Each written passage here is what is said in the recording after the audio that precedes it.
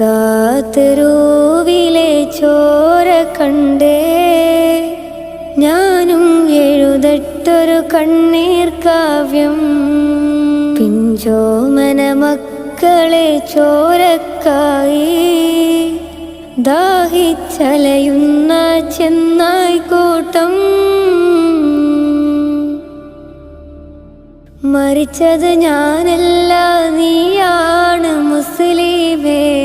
ഫാസിസ തടവറയിൽ അടിമയായി നിൽപ്പോ നീ എന്ന് തീരും ഈ കണ്ണുനീരിൻ മോചനം നേടുകില്ലേ? ഫലസ്തീൻ ചിരിയെന്നത് കാണാക്കിനാവല്ല, അറബിപ്പൻ വിളയുന്ന കാലം വരുന്നുണ്ട് തഖ്വ കൊണ്ട്.